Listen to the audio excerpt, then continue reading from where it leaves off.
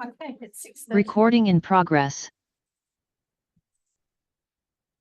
Good evening and welcome to this council meeting. A particular welcome to all those who've joined us in person in the public gallery and to those who are joining us online. I'm sorry.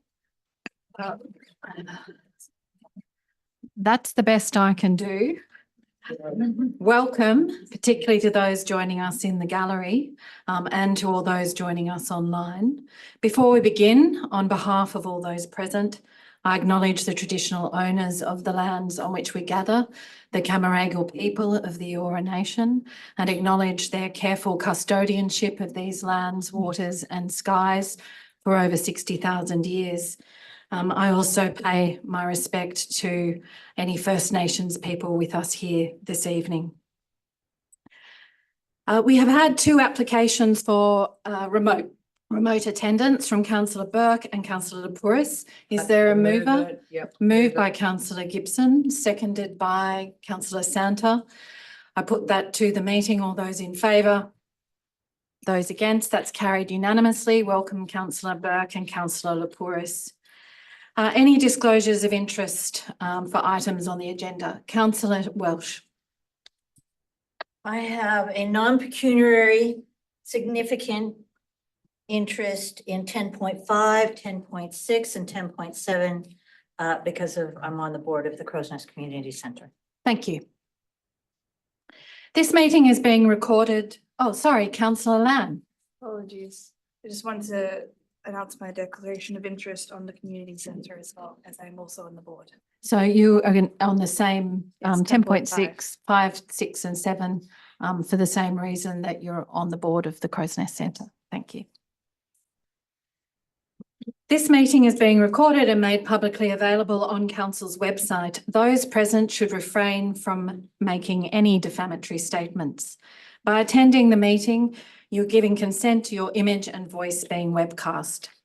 Councillors, council staff and members of the public gallery must ensure that mobile phones are turned to silent during council meetings, and councillors who need to use their phone to text, talk or engage in social media must leave the chamber to do so. That brings us to the confirmation of minutes. Is there a mover? Councillor Welsh, seconded by Councillor Mutton. I put that to the meeting. All those in favour? Those against? That's carried. We've had an application for a number of speakers on two items on the agenda. Item 11.1, Councillor Mutton's notice of motion on the Bradfield Park bike ramp, and item 11.2, the notice of motion revesting of the southern portion of Bradfield Park. Is there a motion to open the public forum? Yes, Mayor, I move that we bring 11.1, the notice of motion by Councillor Mutton forward. I move that we open the public forum and hear from the registered speakers. Thank you. Is there a seconder? Seconded by Councillor Spenceley. I put that to the meeting. All those in favour? Thank you. That's carried unanimously. That brings us to item 11.1, notice of motion Bradfield Park bike ramp. We have 5 registered speakers, so I'd ask each of you to come forward as you're called and give your name and who you represent. The first is Mr. Peter Noble.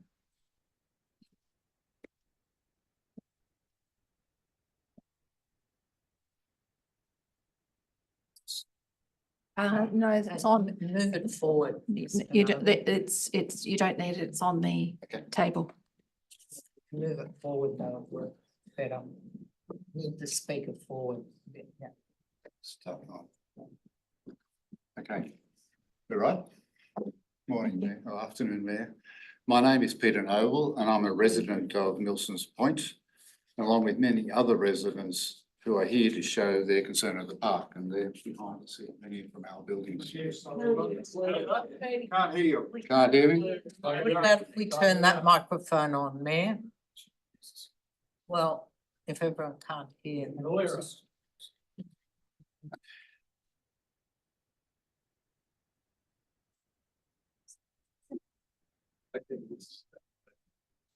Yeah, bring it forward. Bring it forward. Thank you. Can you hear me now? Can you hear me? You'll have to speak up into the microphone. Okay. My name is Peter Noble and I'm a resident of Milsons Point. And along with many other residents who are here to show their concern for the park, and they're all gathered here behind me. In 1939, the New South Wales government vests the relevant lands to the Council of North Sydney for an estate in fee simple upon trust for public parks and for public recreation and for the purposes of public parks and public recreation. To understand the significance of this grant, you need to understand the words that were spoken in Parliament at the time which enabled the grant. There are many words, but I'll just choose one sentence. It said it would be a crime to dispose of this land for any purpose other than to which it is being dedicated for all time, Therefore, it would be illegal to use this land to construct a bike ramp thoroughfare, which is a means of transport for cyclists and not for public recreation or public parks. Council sought legal advice from Lancaster, which confirms the restrictions on use. This is contained in paragraph 21, which says a lot of things, but it does say this.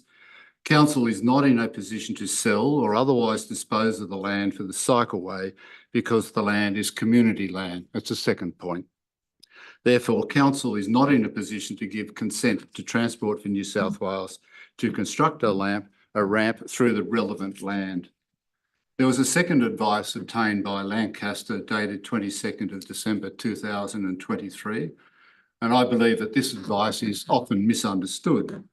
It does not change the original advice. What it does do, it clarifies the powers of succession from the Department of Main Roads to Transport for New South Wales. This was a question which Lancaster raised in his first advice, but has no bearing on the original advice. The other speakers, I think, behind me will deal with that point. Point 4, we have a complex legal position with significant challenges, and it is not appropriate that with all the advice in hand, the Council say that there is nothing it can do. It can do lots. People holding public office need to exercise that power for a proper purpose. The tort of malfeasance and misfeasance in public office will come into being when Council takes action or fails to take action in respect of the trust. This would be a novel action and quite relevant at the moment, where there seems to be an unaccountable bevy of public servants with unlimited access to money and no accountability. The last point I want to deal with quickly is the question of whether the process for compulsory acquisition is available to Transport for New South Wales. And I believe that point is certainly moot. The process is under review more widely, especially in relation to the acquisition of property for transmission lines and transport corridors. And there's surveys being undertaken now about the exercise of that power. Any compulsory acquisition would be complex and lengthy and rather detrimental to the government. What's the time? Have I got some time? You have at your end, if you could just Finished? If you could finish your thoughts. I was just going to talk quickly about the tort of malfeasance may also be found in a flawed process undertaken by Transport New South Wales, and any agreement or acquisition of that flawed process by North Sydney Council in agreement with it. For example, if a serious accident is clearly foreseeable and should one happen, such conduct involved in design and construction approval would constitute a misfeasance. With widespread unaccountability among our public officers, such an action would give significant life to the accountability of public officers. Thank you. Thank you. Are there any questions of the speaker? Councillor Gibson. Yes. Mr. Noble, thank you for coming along this evening, and thanks to everyone in the room for coming along to support you. This is a matter dear to my heart. I know you're here as a resident, but obviously this has become very bound up in legal argument. Do you also have expertise in the area of law, or you? It's just interesting to know, I think. Believe it or not, I am a lawyer. Oh, But I okay, haven't that's practiced. good. I don't have a practicing certificate at the moment, but no, I am a lawyer. But it's good when our residents come along as members of the community, but they also have expertise in, because this is very complicated Thank for you. Do you those have another question? of us. Is there any other legal interpretations you want to add to what you've said? No, not at the moment, I Okay. think. Thank you for Thank you, your, Jo. Thank you. excuse me, councillor Spenceley has a Thank you. question. Appreciate that and a very thoughtful approach. If you could maybe just give us a view on a bike, what's the solution? I mean, we need to balance what the community wants, but also provide an upgrade for the bikes. Are you totally against a ramp? No, Are you, what's your we view? are totally against a ramp landing in the heritage areas of Bradfield Park North. A lot of the community members have, out of their own pocket, put together a plan, which is a community cycle ramp, which I think adequately deals with the issue of the 55 steps. And that was the way the problem was described. And I would have thought that when they had that international competition, they would have phrased the question as, what is the best and easiest way with least impact to get the bikes off the bridge and onto the road? And With the least impact being the least impact on the environment, yeah. Thank you. Thank you. Any other questions? Thank you for your participation. The next person registered is Graham Turville Ince. If you would come forward, please. Sorry, Graham gives his apology, he's unable to attend. Okay, thank you. Then the next person is Ian Lloyd. If you would come forward, please, and give your name and who you represent. Hello, Council. My name is Ian Lloyd. I've been a resident in North Sydney for 23 years. I'm a cyclist and I love walking through Bradfield Park, and I definitely want a cycle ramp built down from the Sydney Harbour Bridge at Milsons Point. Like thousands of other North Shore voters, I just don't want Bradfield Park North destroyed by a linear ramp when there's a much better alternative, the community cycle ramp. Council in the past rejected Transport's linear ramp proposal cutting through Bradfield Park and stood up to Transport. However, Bicycle New South Wales and a small group of Bike North cyclists lobbied for Transport's linear ramp, as it was this ramp or nothing at all. An alternate solution outside the park and bridge heritage, the community cycle ramp, was proposed and endorsed by this Sydney Council in 2022, and the community cheered. The community cycle ramp didn't destroy Bradfield Park. It met all transportation standards, didn't run over Sydney Harbour Bridge heritage curtilage, catered to the forgotten 20% of cyclists going east, and landed gently into a bicycle gathering place that would bring visitors to the North Sydney markets, local cafes, and restaurants. Transport dug their heels in and wouldn't listen to the community or North Sydney Council. That's called commitment bias in psychological terms. Transport's problems increased when 8,450 community members signed a petition supporting the community cycle ramp and rejected the Transport's linear ramp.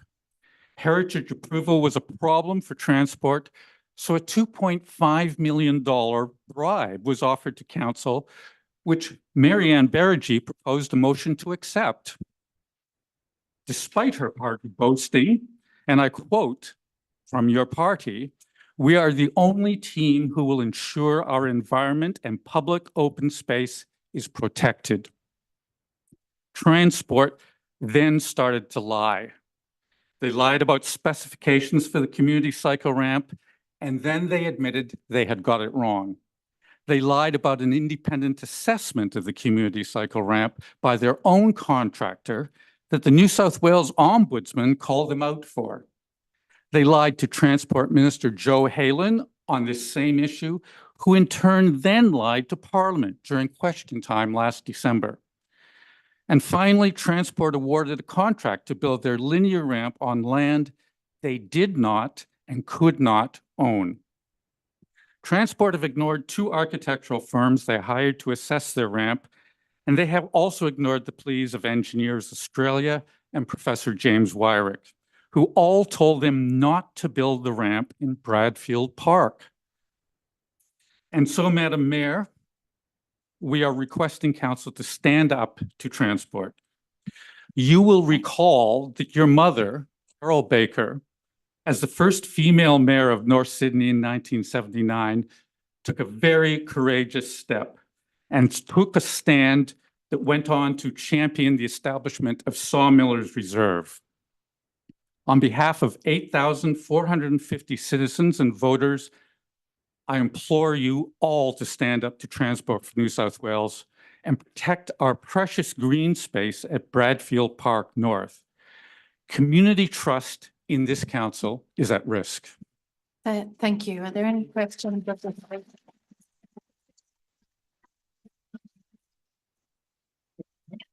Thank you for your visit.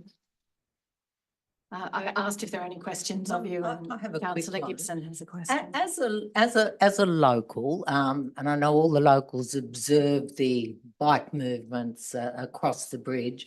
Do you think the estimates by Transport for New South Wales are accurate? Do we really have as many bike movements as is reported? We trust Transport for New South Wales because they have counters on the bridge. And you can see that it's on a website. And yes, we do. And if you look back and say how many trips went across the bridge in the past year, it would be somewhere between 1,200 and 1,400 trips. That means 650 and at max 700 cyclists doing that. Now, it's not for me to say because I'm in actual fact wanting to build a ramp. We just don't want a ramp that will destroy Bradfield Park. There's no necessity to do that. We have a workable alternative. The park is, look, we had, and I quote from you, Mayor, we lost something like 3,000 trees in the last 18 months. We can't afford to lose these precious green spaces. And everywhere I go, everybody is talking to me and saying, let's get council behind this, save Bradfield Park. Don't put this ramp there. It's not necessary to go through there. We have a viable alternative that keeps the playing fields, that doesn't go anywhere near a heritage curtilage. And it's supported by 8,450 people, voters and stakeholders. And I just have one more question. And so with the current design by Transport for New South Wales, say I live over in Kirribilli, say if I wanted to exit the ramp, what does that mean for folk that live in Kirribilli, Neutral Bay, or they're heading towards? Well, you hit on what I was what are they talking going to do? about previously about the Yeah. 20%. And in fact, in all the Transport for New South Wales documents, they say that they will leave the stairs for the people who still need to go east, and there's 20%, and that's their calculation, rather than sending them far north into the center of Bradfield Park, which will be lost for the purposes of recreation.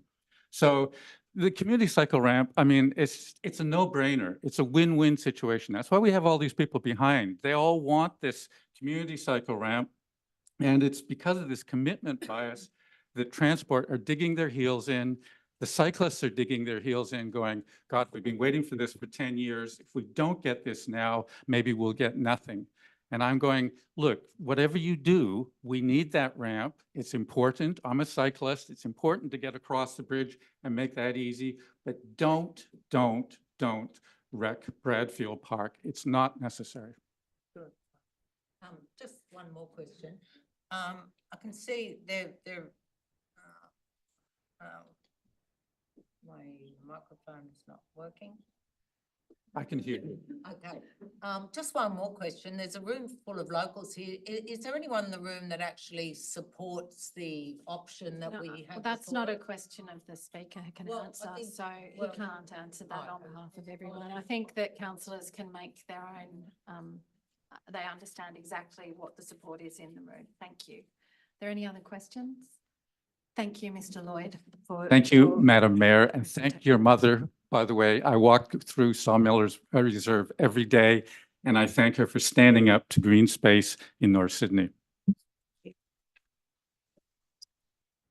Next speaker is, the next registered speaker is John Connor. If you would come forward, please.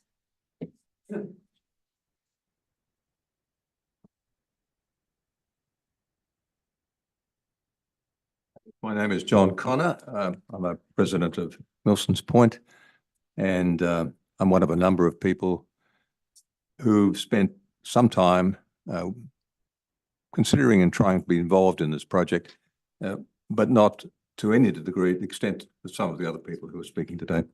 I should also apologise for my wearing of tie and what have you. It was really quite overdone. I'm sorry. But, I guess once a lawyer, always a lawyer. Just very briefly, and I won't take very long because really much of what I had to say was already been said. But just a few points. One is that in terms of the public position that's now being adopted, not just in North Sydney, but elsewhere in relation to this project and some others, there's now, I suspect, a growing recognition and opposition to the expenditure of the sort of money that's now being contemplated. And as my recollection is that when we first started to hear about costing for this project, and I admit that most of this is not from the council, it's from the state, but nevertheless, it was around about 25 million, which seemed pretty high for 55 steps if you divide it out per step. But it's grown ever since. Now, whether it's reached or will reach the 100 million that's been bruited about is an open question. But clearly, it's going to, if you take the total cost, it's going to be well in excess of 60 million, probably nearer 80. And the public sentiment in favour of expenditure of that sort has really changed. And I just suggest to the council that being complicit, as it were, in that sort of expenditure, particularly when you have the pressure from Western Sydney for expenditure and proper pressure for expenditure in their region, that this is not really something that the council necessarily wants to do or that's in the interests of North Sydney. It doesn't sit well with the kind of image that I think is now required of a municipality such as North Sydney in the present environment. I guess the second point is that the destruction of the park has often been dismissed by many people. It's a small park, it has limited interest, but it has huge history. And it's also one of the very few genuine garden parks in our area, that is the area of Milsons Point.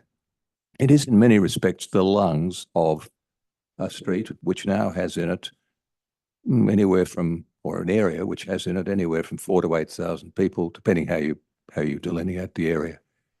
And so taking this away is rather like some destruction of the Alamein Fountain, the surrounding area in King's Cross. It serves much the same function and has much the same effect. And people not only walk in the park, stay in the park, not only are there markets in the park, but people look at the park, they walk along the park, and that's important to them. And it's something that we severely lack. And against that have to be put the interests of, not of the cyclists as a whole, because there is an alternative remedy, but if the only alternative is the Transport New South Wales one, then that's a pretty unfair balance. And in terms of public perception and voice, if I can be a little bold, I think some of the organised cycling groups are a bit like the Wizard of Oz. You may remember in the Wizard of Oz that when Dorothy finally found who the Wizard of Oz was, it turned out not to be some giant person. It was one rather small man with an apparatus. And in some ways, if you look at some of the cycling groups who are more extreme, I suspect the same is true. If you look at the number of residents of this municipality who belong to those groups or will be really supportive of those interests, I suspect they're minimal. Thank you. That's more than your 3 minutes if you care to. Okay, just very quickly, I won't try and reiterate some of the legal points that have been made, but I will just make two very small points. One is that the opinion from Lancaster KC is, of course, an omnibus document, but it's by no means godlike. I spent decades briefing KCs here and in London and elsewhere, and a number of them are my friends. None of them are godlike. And for instance, the statement that he makes that building the bicycle ramp is in some way recreational, just to me is completely wrong. It's not. It's a means of access to a means of transport You'd never describe the cycleway across the bridge as being recreational. Most of the people use it or not.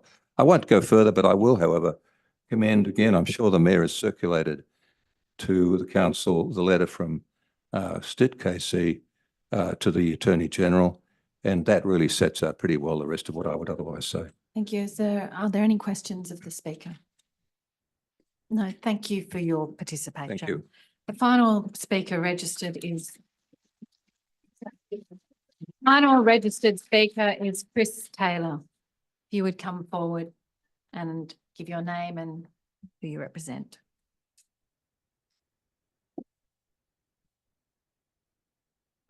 Good evening, councillors. My name is Chris Taylor and I'm a resident of Milsons Point.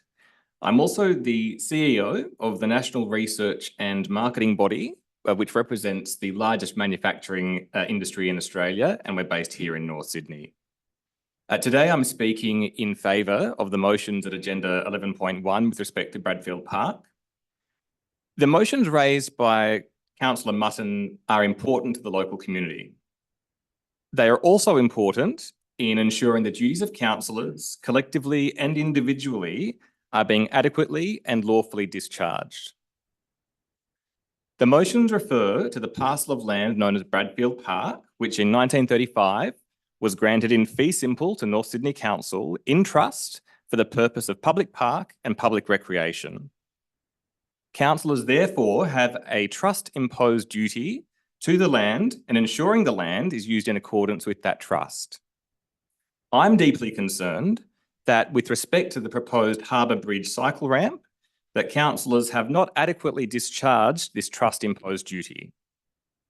The use of the land is restricted to the purposes of the trust, and it's apparent to a lot of people in this room that this has not been given adequate consideration by councillors. The discharge of duties in respect of trust requires a positive action. In my role as a CEO, much like in yours as councillors, I know that if you do nothing, then you are complicit. In 2024, society expects public accountability and positive action. And this is why we have vehicles such as Senate estimates, Senate inquiries, and the now National Anti-Corruption Committee. Notwithstanding any specific concerns about the proposed cycle ramp itself, I'm concerned that councillors are wasting public resources in not discharging their trust-imposed duties. The reports tabled and proposed by Councillor Mutton are important, and they are in the best interests of the community and of the council. I reiterate my support for both motions. Thank you. Thank you. Are there any questions of the speaker? Thank you very much for your participation. Great. Thank you very much. Councillor, call you to order. Councillor Mutton, Thank you, Mayor. you May I move the motion? And I'll second. it. seconded by Councillor Gibson. Councillor Mutton, you have the floor. I looked at the Harbour Bridge and I see it as one of the great nation building projects for Australia. I then think about the incredible economic benefit and social benefit that would derive from the building of the bridge at a very difficult time in this country. That in building our nation and in looking at that state benefit, we tend to overlook the fact that nigh on 100 homeowners, business owners, lost their properties. They were resumed. And they got virtually nothing for it. And that was an incredibly big issue at the time. And that's why the state government, both complexions, both political parties, set upon the idea that the land surrounding the approaches to the bridge, and in our case, Bradfield Park, should be set aside, but they should be set aside in a very unusual way. Because of the enormous cost borne by the people of North Sydney, the government proclaimed that there should be a trust. And it proclaimed the trust in a way that would make it exceedingly difficult to unwind. And they did that because they were concerned that with the passage of time, it would be unwound. So we find ourselves as a council, the owners of that land, and we hold it in trust for the benefit of our community. And that gives us an incredibly serious obligation. And that obligation is to not lose sight of the price paid by the people of North Sydney in the early 1930s, and to maintain the property for the benefit of the people. It truly worries me when a state government, a few years ago, barged in, decided to build a tunnel and seized the southern end of Bradfield Park. No ifs, buts, nothing about being sorry, just grabbed it. And it worries me again when the state government, in the form of Transport for New South Wales, once again barges in. It has an idea. It wants to build a velodrome through the middle of Bradfield Park. And it ignores the community. When the community doesn't say no to the cycle ramp, what the community says is to a cycle ramp that doesn't impinge on Bradfield Park. What the community says is yes to that cycle ramp to preserve Bradfield Park. It is a proposal that in all respects met the requirements of Transport for New South Wales in every single respect. So here we have a government department prepared to say, we're going to ignore the 8,450 people who signed that petition. We're going to ignore every representation, and we're going to go ahead and build this ramp. And it's beyond my comprehension that we should be called upon to deal with a state government that is so prepared to ignore community interest, that is so prepared to ignore community interest at the very time the community has put forward a workable solution. It is a strange world. But I have a more fundamental problem, and this is what is behind the resolutions that I have proposed. The government back in 1935 said, we don't want this easily unwound. So they set up this trust. Then they set up our council as trustee. And that gives us as trustees an obligation. And it is an obligation that goes beyond sitting back and saying, we will wait and see what the state government does next. The obligation is not to acquiesce in what the state government does. The obligation is to do what we possibly can to pursue the purpose of the trust, to keep the land for the benefit of the people of North Sydney. And that involves more than getting legal opinions. That involves making representations to the government. That's your 5 That minutes. involves I move making an extension, representations to the ministers. It's not an issue about sitting back. It's about taking the initiative and saying, our community has come up with an alternative that works. Government, pause. You can deliver on everyone's requirements. Don't just impose one.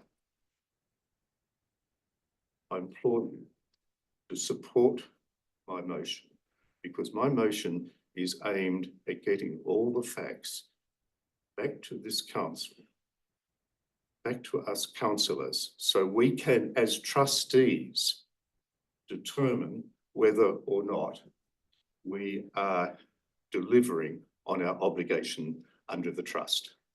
Thank you. Thank you, councillor Martin. Councillor Gibson. Thank you, councillor Mutton, for your eloquent words, and to all the speakers in the room here. Mayor, I'd like to, if I can, through you to the General Manager, start with a question. I keep reading in the papers that Transport for New South Wales has issued contracts and is about to start building. I'm not a lawyer. I just want to know simply, can they actually start work until this, before this elected body has given them permission? Through Madam Mayor, there would have to be consideration of a lease or purchase, which we have a report coming up to council next council meeting to address that issue. So, okay, so that's good because that's the first time I've heard this in black and white. So this council will have to vote in front of residents to give permission for this project to start. If we vote no, it can't go ahead. Through Madam Mayor, the legal advice is that we cannot grant a lease or purchase. Sorry, could you just say that again? Could you say that louder? The legal advice that we've received, that will be reported on next council meeting, states that we are not in a position to grant a lease or a purchase right. So we can't. Well, this is fantastic, and I must say, standing here as a councillor, we've got a worried community. Why haven't we heard this before? Mayor, where have you been without telling us, councillors? Through you, Madam. I'm not privy to it. I'm a councillor like the rest of you. The matter is coming to a council meeting with a report. You've just heard it from the General Manager, and it'll be reported to the next council meeting, as it should be, open to all councillors. Well, I think, well, thank you. I think this is absolutely excellent news, and I'm glad I've asked the question. So I might suggest those in the room that So, councillor Gibson, are you speaking now in support of the motion? Of course, Thank you. Yes, I'm Continue. absolutely speaking in support of the motion, and it's wonderful that we will get a chance. We will get a chance as councillors to have a vote, because I will be voting no. I am not going to sit by and let this go ahead. It should never have come this far, quite frankly. 4 councillors voted against giving council permission for a DA to be lodged, and 6 voted for it. We should never have taken that step. We should have put the community, we should have listened to our community then and not caused all this angst and worry in our community. And as I say, this council has a history of, and the mayor has a history of fighting for every tree that's been cut down because of the Western Harbour Tunnel and other associated works. Here we would lose so many trees if this goes ahead, but there hasn't been a peep out of most of the councillors about this loss of green space and trees. And as I say, I'm not a lawyer, but to me, this is really simple. I was elected to represent local government, not cycle lobbies, not state government, not federal government. I was elected as a local councillor to support my local constituents. And when local constituents come out on a Monday night, they'd probably rather be home having dinner, but they've turned up to tell us what they think. And we must listen. We must listen. That's why we've been elected. So I certainly expect all councillors to vote for this motion, but I am now thrilled to hear that at the next meeting, we will have a chance to stand up to this state government that are acting like bullies, trying to force something through in a very small piece of green space in Milsons Point. It's the behaviour of bullies, and we will have a chance next week to have our say. So that's excellent news, and It's just unfortunate that we haven't heard that before, but thank you for answering the question succinctly, General Manager. And I think the community must be, oh, the speaker's gone. Oh, that one needs to be turned off, I think, Councillor Spenceley. So I think it's worth missing your dinner time to come along and just hear that comment. It's excellent news, and I think the battle is certainly not lost. Thank you, Councillor Gibson. The General Manager wishes to clarify her statement. Through you, Madam Mayor, just to clarify the timing of the advice, we've just received the advice today in preparation for the report for next council meeting. Councillor Spenceley. Thank you, Mayor. Look, I would say it's a moot point now because we have legal advice that says, you know, and we're coming legal advice that says, you know, we can't offer a lease or hold over the land. But this is a fight that's not over. I mean, this is a fight that's only just beginning. Transport for New South Wales have shown themselves to be belligerent. They've shown themselves to be deceptive. They've shown themselves to be absolutely not at all interested in the views of the local residents. They are faceless people, not in politics. They're not elected. They're faceless people. They're bureaucrats who are attempting to obviously earn a bonus or climb their way up a corporate internal ladder within an organisation that has continually been at loggerheads with what the community wants. So we have an opportunity and a requirement to listen to our community and to fight for it. Now, there will be the beginning of the process from here, but I thank Councillor Mutton for continuing on with this and for the community to show such, you know, support for their land. You know, if you look up the definition of trust, definition of trustee is the person, only a really simple definition, I'm not a lawyer, but the legal ownership of the asset lies with the trustee. But it's in beneficial ownership for the ultimate owner. And the ultimate owner in this case is the local community. We have a right as a trustee, not just to listen to the legal advice, but to fight actively, to fight hard for this community, as hard as we've fought on other issues that are important to many of the councillors here. We have a 100-year legacy that we need to support. You know, we don't want the legacy of Bradfield Park to be destroyed, but we also, and I personally don't want a legacy where this council has made it easy or cooperated with Transport for New South Wales against our local residents. If we don't stand up to Transport New South Wales every way, the community doesn't have a hope. We are the only advocates that can support the community here. Transport for New South Wales does not care about the residents. They do not care about the local community. We've seen that. They'll cut our trees down. They'll turn our parks into bike ramps. They'll do whatever it takes. And without even due consideration, even fair consideration to the incredible plans that the community have put together. And in fact, they'll blatantly lied about the quality of the plans that the community has put together. So I think tonight with the community here, this is where we rally. This is where as a council, we listen to our community and we put the boxing gloves on, and we will not stop and not fight until we're knocked out or they're knocked out. Do not let us destroy Bradfield Park. Thank you, gentlemen. Thank you.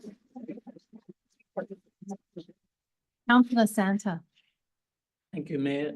I'm rising also to support the motion. I believe that I'm a cyclist myself. Councillor Santa, if you put the microphone upwards. Sorry, Thank you. sorry. I'm rising in support of the motion. I'm a cyclist myself, but I'm well aware that this issue does not revolve around whether or not we have a cycle ramp. One has been put up as an alternative. I'm also concerned about the loss of trees, the loss of parkland that we're suffering all over the local government area. I think that since an alternative has been proposed, I don't think it's been given due consideration. It needs to. The issue here with this motion that's submitted is whether or not the council has the power, basically, to proceed.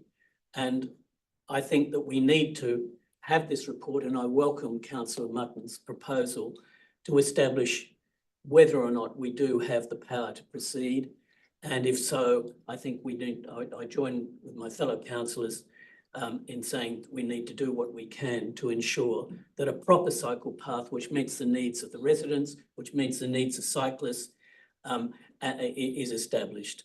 And so I'm supporting this motion. Thank you. Thank you, councillor Santa. Are there any other speakers? Councillor Burke, councillor Pouris. Okay, I put the item. All those in favour? Those against? That's carried unanimously. Councillor Mutton, the registered speaker on your second motion gave his apologies through Mr Noble. So it is brought forward, however, so I put to you to put your motion 11.2. Thank you, Mayor. I put the motion. Moved by councillor Mutton, seconded by councillor Gibson. Councillor Mutton. I will be short, but this is another example where the government seized our land for the purposes of building the tunnel, the road tunnel. And in the agreements that it entered into at the time, said that at a particular point in time, which was last July, the land would be available to be returned to the original owners. Seems to be night follows day. The government said we need it. We'll give it back to you. We've got to the day when they should give it back to us. And rather than the government saying, here it is, foreshore parkland, they're doing things like, oh, we may need to establish a permanent base station at the pylons because their first reason, they were going to take down one of the cranes from the bridge. The second reason was they had ongoing maintenance issues. Listen, this is just absurd. This is our park given to us by the government because of the huge cost our community paid. I've called for the report so that we have the fact matrix to determine what are our options to get that land back. And it's more than the legal options. It comes down to the political options. The time has come for us to say to the government, enough is enough. We want you to stop grabbing our parklands bit by bit because you have some other view. No, find another way to do it and don't take the low-cost option of seizing our parklands. Thank you, Mayor. Councillor Spencer. Thank you, Mayor. I just wanted to propose an amendment, if I may, to councillor Mutton. It's not clear to me that this is actions taken in the past or actions we can take in order to revest the land. So, I'd like to, after detailing actions taken by council, insert and what actions can be taken by council. I'm delighted to accept. Thank you. With those amendments, is there any other, and it was seconded by councillor Gibson, you take that on? Yeah. Thank you. Are there any other speakers? I put the motion, all those in favour? That's carried unanimously. Thank you. That takes us back to the rest of the agenda.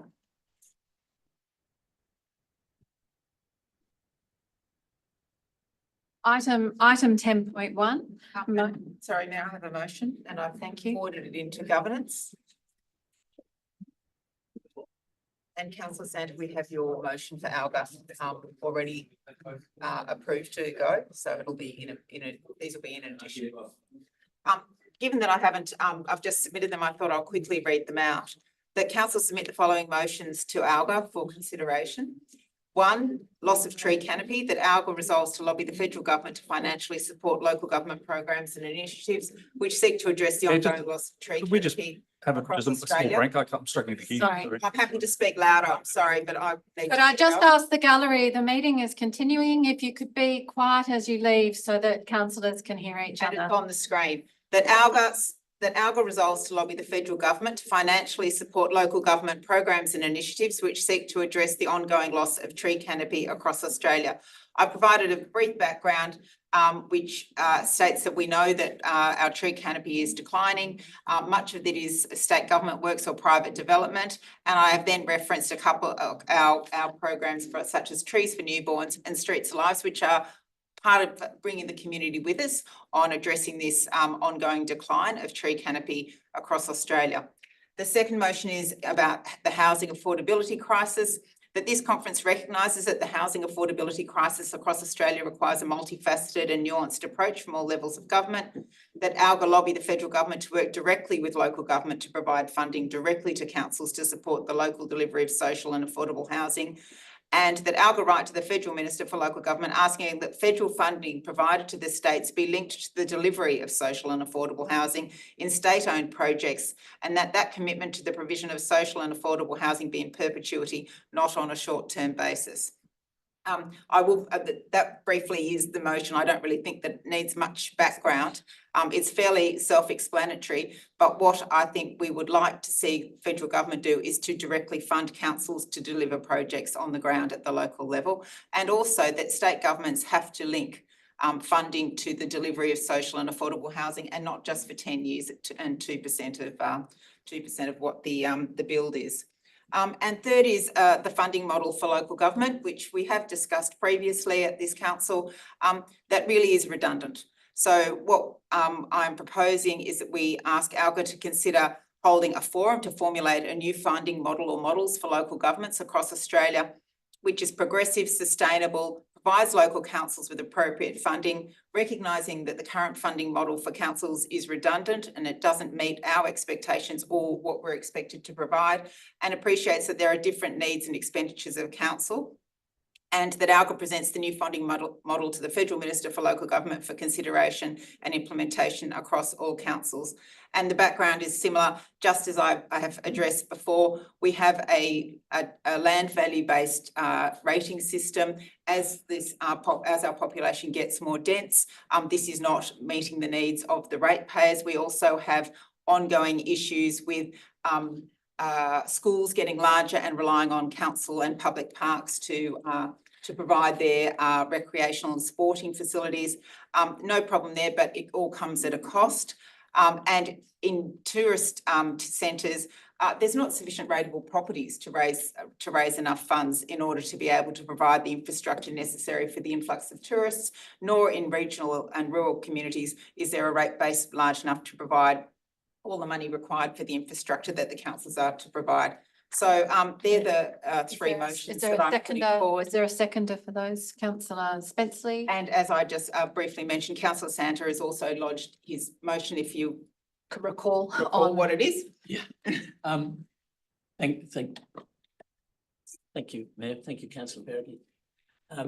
What I'm proposing is that there be a number 4, that neighbourhood power sharing schemes, that Alga lobby with the state and federal governments to provide funding for neighbourhood power sharing schemes, which otherwise would not be available to the community. Happy to take that on. The mover take that on, seconder take that on too. Yes. Is there any discussion? Councillor Gibson? Yeah, I just quickly would say, look, I'm happy to support this, but I must say, this is, I've been here 25 years now, and I think this went to the first, to the conference when I was first elected. We've been lobbying for these things for 25 years I've been here, and doesn't matter which government's in power, we don't get anywhere. So I'm happy to support it, but I'm not going to hold my breath waiting to get a result. Thank you. Is you wish to use your right of reply? No, thank you, Mayor. Okay, I'm going to put the item. All those in favour? Those against? That's carried. That takes us to 10.2 investment loan borrowings report. Councillor Welsh, you move the I move the recommendation. seconded by Councillor Berrigan. Councillor Welsh. I stand before you today with a heavy heart, not only mourning the recent tragic events that have unfolded in our city, but also shedding light on a critical issue that has plagued our society for far too long, the underfunding of our mental health systems. In February 2022, our council decided to establish a $31 million T Corp loan facility to partially fund the redevelopment of the North Sydney Olympic Pool.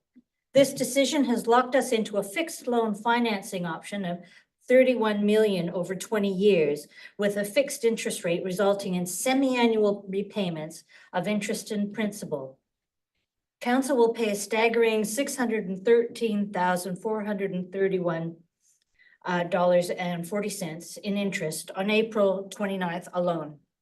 Just imagine what could have been done, what could have been if the previous council had opted for the $28 million refurbishment of the North Sydney Olympic Pool instead.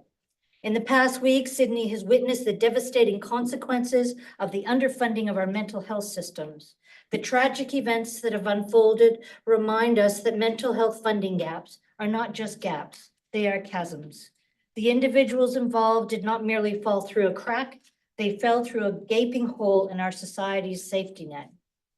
Research has shown that rates of violent crime and homicide are higher among people with schizophrenia, but still rare, and often combined with other mental health issues and risk factors such as substance abuse and homelessness.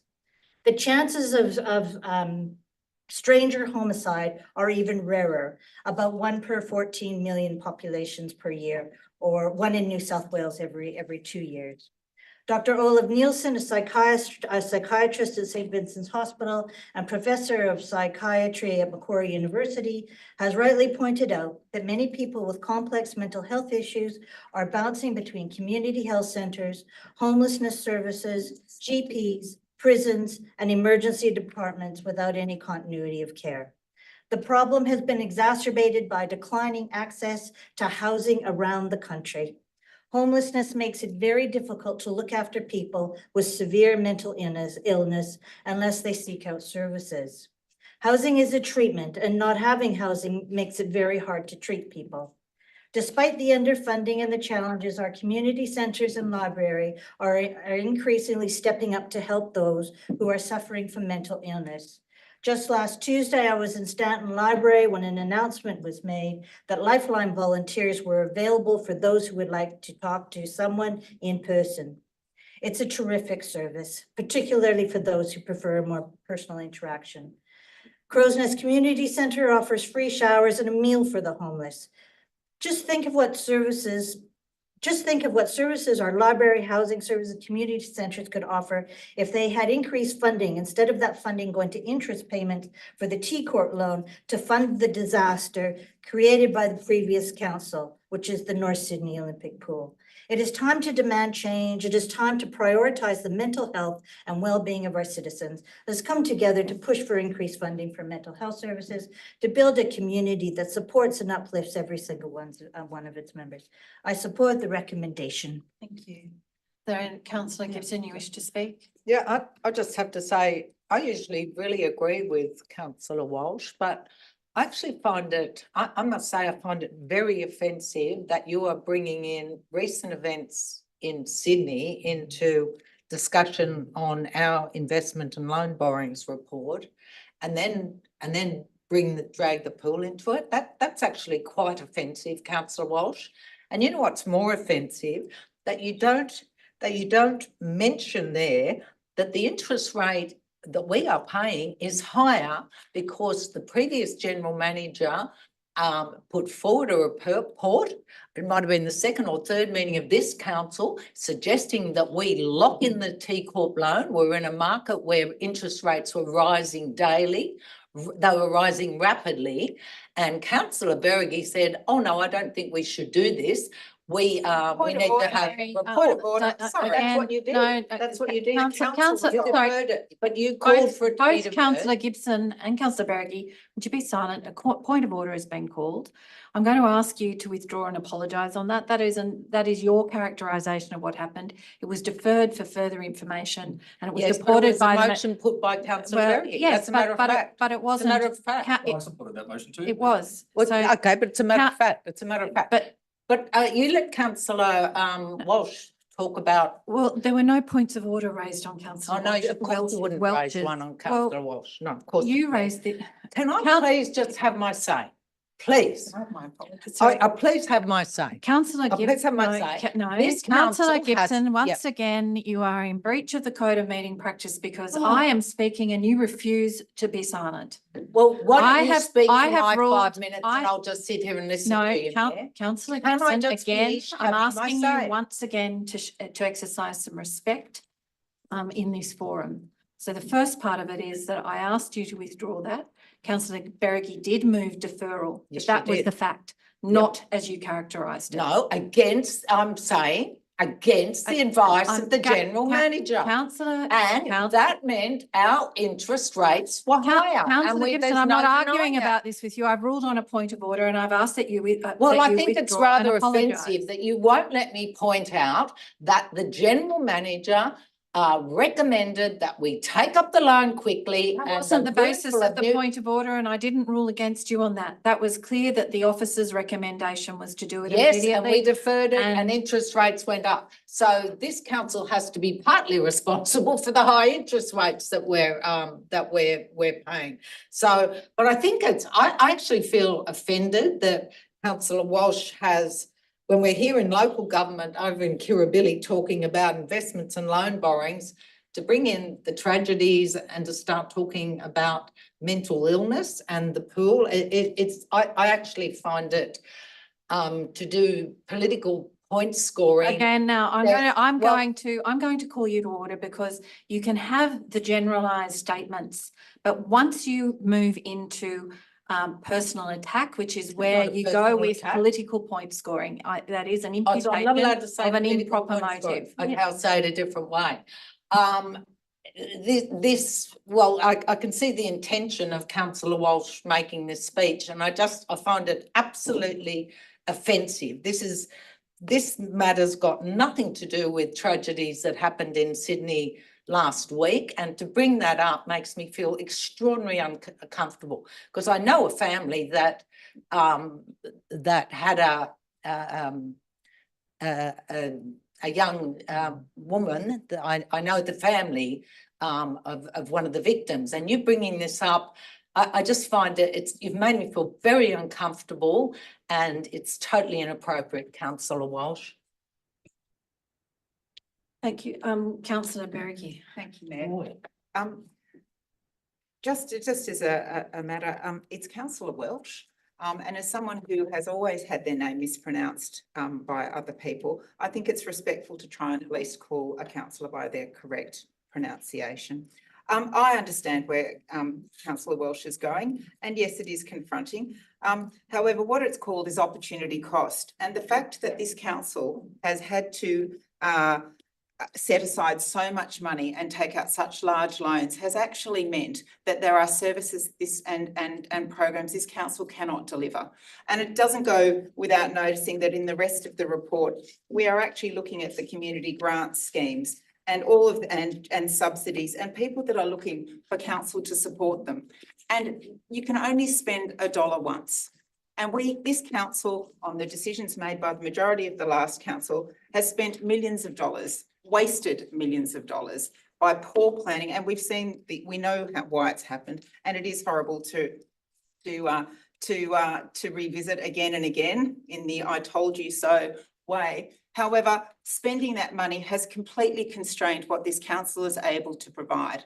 And in councillor Welch's eyes, that is an area that she's passionate about and that she cannot see how we are going to be able to fund the need that is out there. Other councillors will feel that we can't provide support for other needs as well. Nobody is a winner out of this. So councillor Welch, I completely appreciate the opportunities that are being lost because of the debt that this council is carrying. And I appreciate that's your passion. And I appreciate that is confronting for people who were affected by the terrible tragedies that have happened in Sydney. But it is a fact that mental health is underfunded and needs more funding, and somehow we're going to have to find money to do it. Thank you. Are there any other speakers? Councillor Spenceley. Thank you, Mayor. I constantly listen and hear to political, well, maybe not grandstanding, but making political points about what the past council has done, whose fault is what. I think from my perspective, we've heard it all. I would much appreciate if on issues as important and critical as mental health, that we look forward.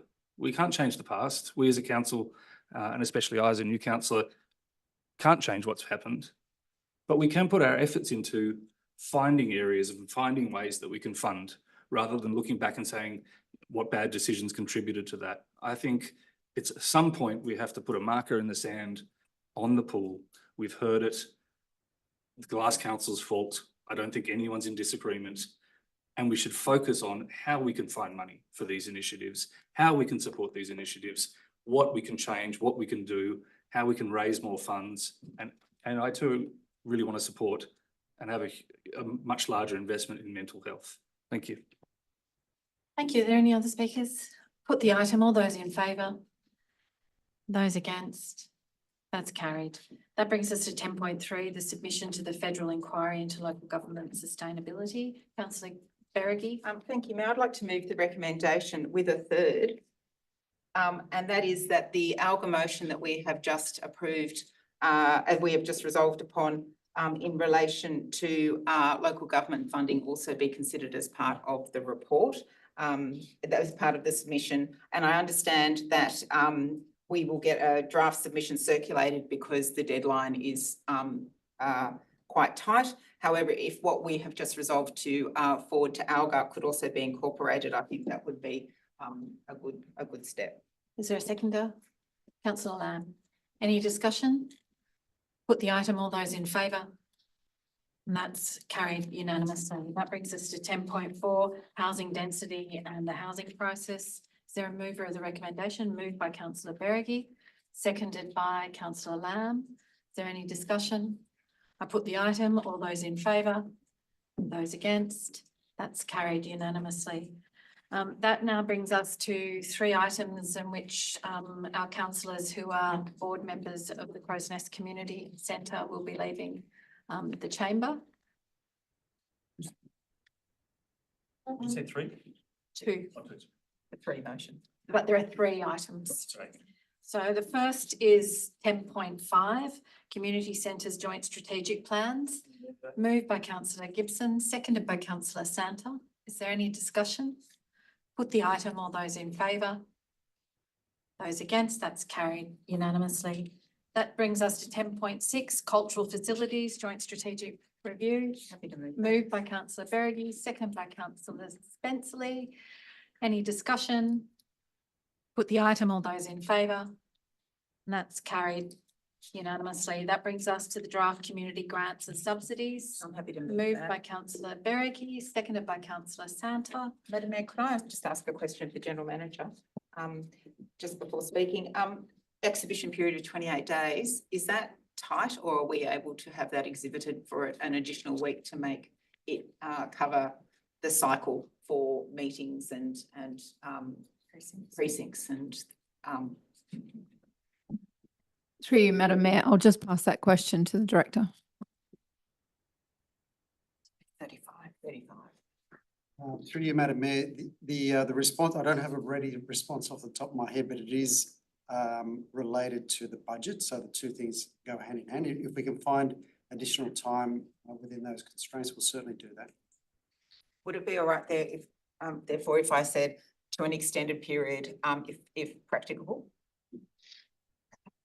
If, I don't, seconded that motion. It was seconded by Councillor Santa. Okay, So happy you're to take in that. that one, say for a period of 28 days or an extended period of 35 days if practicable. Thank you, Mayor. Any speaking? Put the item. All those in favour? Those against? That's carried unanimously. We can bring the councillors back in.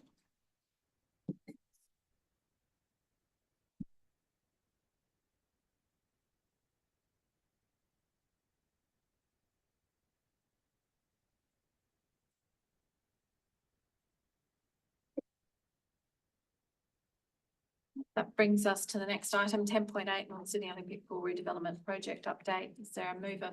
Moved by Councillor Beregi, seconded by Councillor Gibson. Any discussion? Madam Mayor, I was just wondering if we could amend it. I don't feel, unless anybody would like to discuss, that we need to move into closed session. So I was just going to move item 3, that council note the contents of the report, which provides an update in relation to the redevelopment of the project, and item 2, that the confidential report and related attachments be treated as confidential and remain confidential unless council determine otherwise. You happy to take that on, councillor Gibson? Yes, okay. Any discussion? Put the item, all those in favour? That's carried unanimously. Item 10.9, Workforce Development Day, moved by councillor Bergie. Is there a seconder? Yeah. Councillor Santa. I'm just going to say, I can't vote for this. I'm going to vote against this. I've been here for 25 years and we've never suggested everyone having a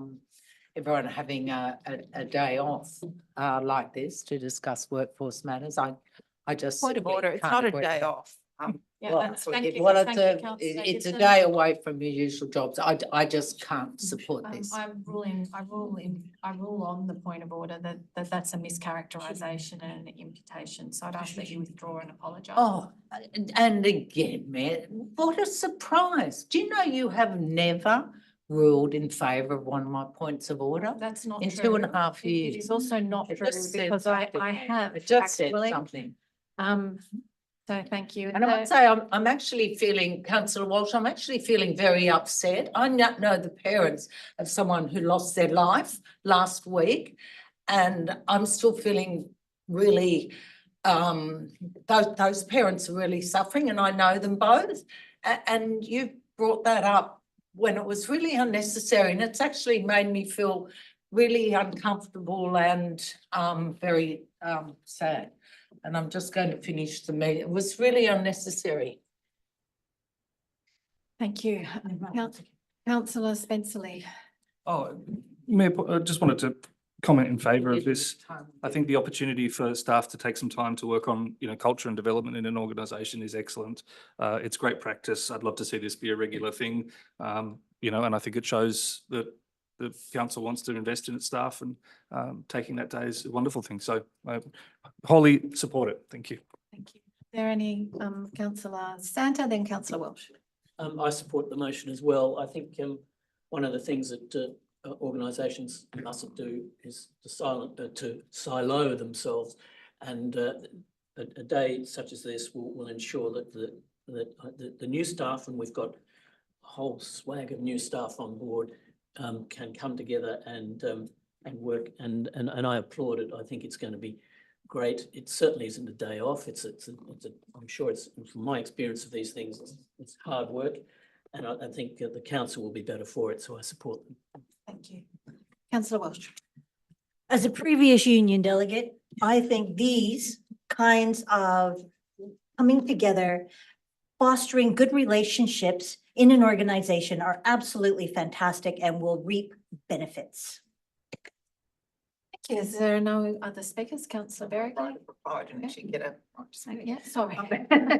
That's all right. Thank you, Mayor. I too heartily endorse the decision of the recommendation of the Chief Executive Officer. I think it's wonderful, and I think it's wonderful on a number of fronts.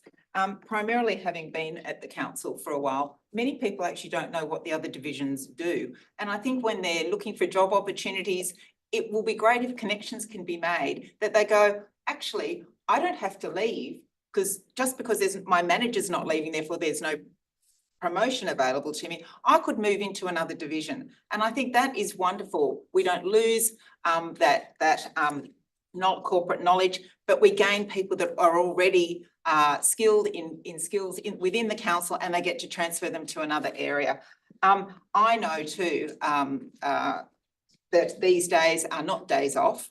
They are hard work. You are meeting new people, you are finding out new information, and I think it's a wonderful initiative, and I agree that it should be an annual event for the staff, because it's a great way for them to come back a year later and find out how things have changed, the new connections that they've made, and the job opportunities that they feel they are able to put their hands up for. So Thank you. If I may just interrupt, I'm sorry for a procedural matter. Could we just clarify that you're moving the amended recommendation? Apologies, That yes. relates to that Stanton Library will continue of an evening? Yes, I'm moving the motion, And the most the recent seconder recommended. We'll take that yes. on. Noting that, yes, we have an event at Stanton Library. Yes, thank you, and I'm looking forward to the feedback from the Chief Executive Officer. If there are no other speakers, I put the item. All those in favour? Those against? That's carried unanimously. And that brings us to the close of the meeting. Thank you all for your participation this evening.